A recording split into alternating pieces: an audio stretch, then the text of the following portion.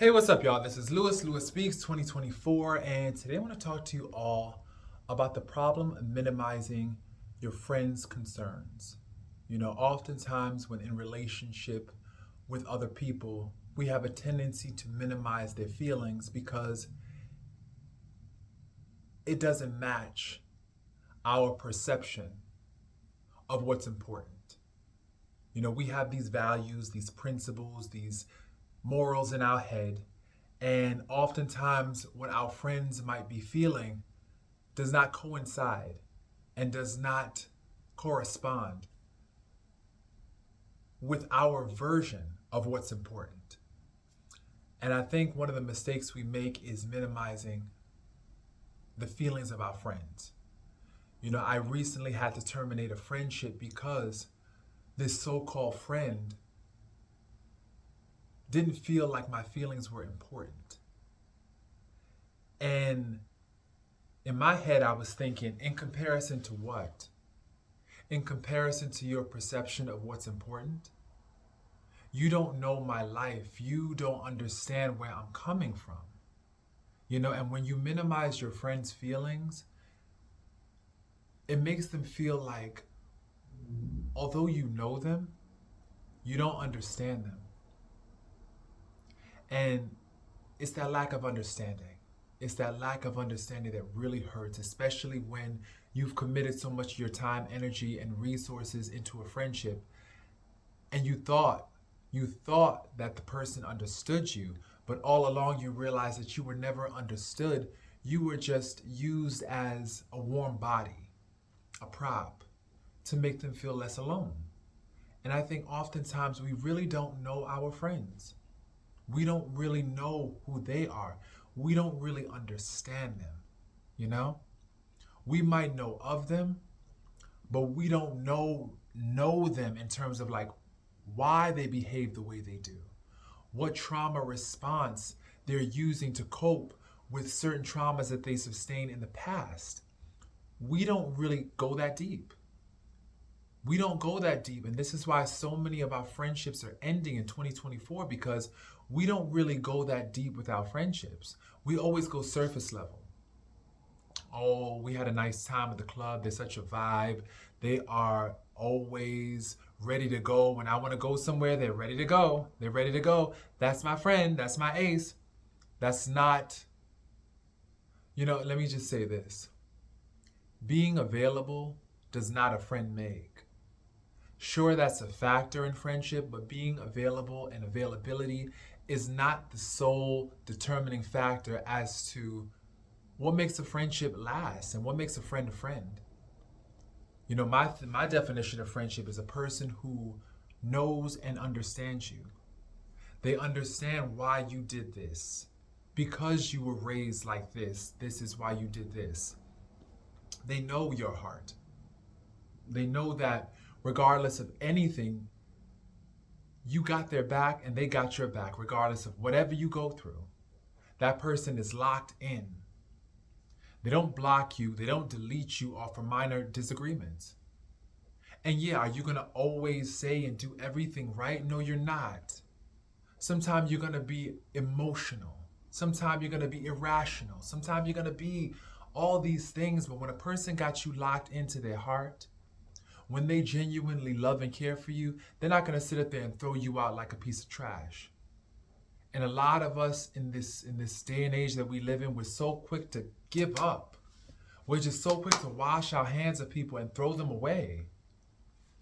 This is a throwaway generation, and it's unfortunate because we're throwing away some really good people. I've had to sever ties with people because I realized that even after confrontation, even after I've engaged in the confrontation, they still don't care about how I feel. And that right there is sudden death in a friendship. That right there is the quickest way to lose my friendship. When I'm bringing up some very valid concern and you're sitting here trying to deny, dismiss, or disregard what I'm saying, even after I'm keep on fighting for you, then I'm done. I'm done. Because I realize that, wait a minute, this person right now can't receive what I am trying to say. They can't pick up what I'm putting down. So I have to put them down. Right now, I have to put them down. And maybe as life progresses, maybe as they mature, they will they'll grow up and they'll realize that all along I was a wonderful friend. And that's what you have to do sometimes. You have to let people grow. You know? If they minimize your feelings, okay, leave them to life. Bless them, pray for their safety, pray for their well-being, and leave them to life, because life is such a wonderful teacher. Life will help glean the lessons that they need to learn in order to come full circle. They're going to need that. They're going to need that. And so you bless them and wish them well. All the friends that I have lost, I bless them and I wish them well. And there's a part of me that has to continue to work on that daily, because there are some days when I hope that they die in the fire. I'm going to keep it real. Sometimes I just, I wish the worst for them sometimes, because you're so pissed off and you're angry, but that's the wounded version of yourself.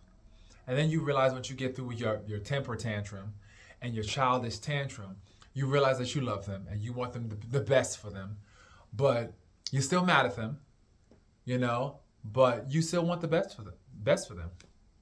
And that's just how it is.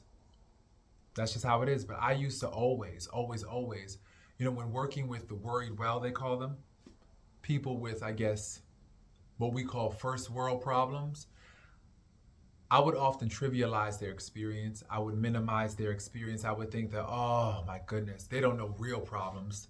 What they're talking about, oh my goodness, that's not a real problem. Oh my goodness, here we go. They're complaining about some first world problem. I used to say that. But then after talking with a fellow social worker in supervision, they helped me to understand that anything that causes someone significant distress is an issue that needs to be addressed. Anything that causes someone significant distress is an issue that needs to be acknowledged and addressed. And whether or not you think that it's important is irrelevant. It's causing this person an issue. It's causing them to lose sleep. It's causing them anxiety. It's causing them depression. So we need to figure it out. And that's what helped me not to minimize people's experience anymore, because I realized that is definitely a perspective I never really was aware of. This is causing them a significant amount of distress. It's bothersome. So now we have to talk about what perspective needs to be incorporated within their psyche in order to help them navigate this and manage that distress. So the thing about it is, if you have friends and they're good friends, try your best not to minimize their experience. Try your best to really tune in to what they're going through, how they're feeling, because if you don't, you're going to end up losing that friend. That friend's going to feel like you really don't value or care about them. And to be honest, in addition to the 5 other love languages, there's a lot of new love languages that are starting to emerge. And I spoke about this in a past video. There's reassurance as a love language. There's consideration as a love language. There's sacrifice as a love language. It's the consideration piece. When you don't consider how something is making someone else feel, that dismissal of their feelings is like dismissing their entire identity. It's like, just picture a blackboard full of people's feelings, and you keep on murdering their feelings with an eraser. Just keep on erasing their feelings, erasing. You're just erasing, you're slashing their feelings with the erasure and the erasing of their truth, their experience.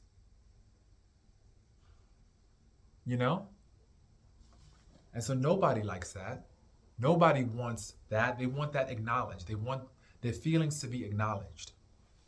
And if you continue to just slash and hack their feelings away, you're going to find yourself without friendship. So Please do not minimize the experience of another person that you claim to care about. Lean into that. Show consideration. Show love. Show love. Show support. You may not necessarily agree with their experience or even how they're perceiving things. But understand, and this is where the understanding piece comes in. This is when you build the friendship. When you actually take a moment to understand why they feel what they feel. What happened in their childhood to make them feel this way? What messaging did they receive about a certain thing that bothers them that now is resulting in their reaction or their response? You know, whether or not you feel that it's overreacting, whether or not you feel as though people are being quote unquote sensitive, right? Or overly sensitive, it's important to really, really lean into their experience because that builds trust.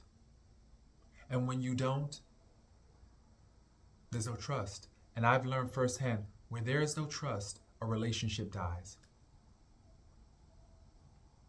If they can't trust you with their experience, if they cannot trust you with their truth, that relationship is already ended. So if you want to sustain your friendships and maintain them, please do not minimize their experience. Acknowledge it. You may not necessarily agree, and sometimes you have to agree to disagree. But please just acknowledge, because that right there is an intervention that could save your friendships. So I realized that it could have saved mine. It could have saved the friendship that I had to end recently. And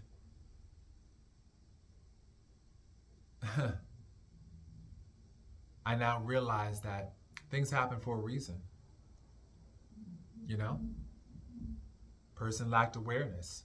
Right now, they're very immature and they need to actually go through things. So I leave them to their lives. I bless them, but I'm on my journey.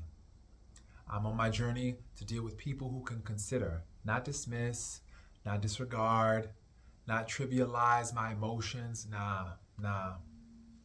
That is the surest way. You know, for me, I gotta be real. My emotions are like food for me. It's like air. And anytime you minimize my experience, you undermine my intuition, you disregard my emotions, it's like you're trying to starve me and you're trying to suffocate me. It feels like murder to me. So that's the worst thing that people can do, and they don't realize that. It feels like murder when you're trying to undermine somebody else's experience. It's like murder, especially when someone's emotional life is very important to them and necessary for their well-being. So once again, do not minimize somebody's experience just because you don't agree with their perspective. Just take a moment to listen, acknowledge, empathize how that must have been for that person. You know, because that right there can go a very long way. So I hope this video was helpful in building and strengthening your friendships. Thank you so much, y'all, for listening. I love y'all. Peace.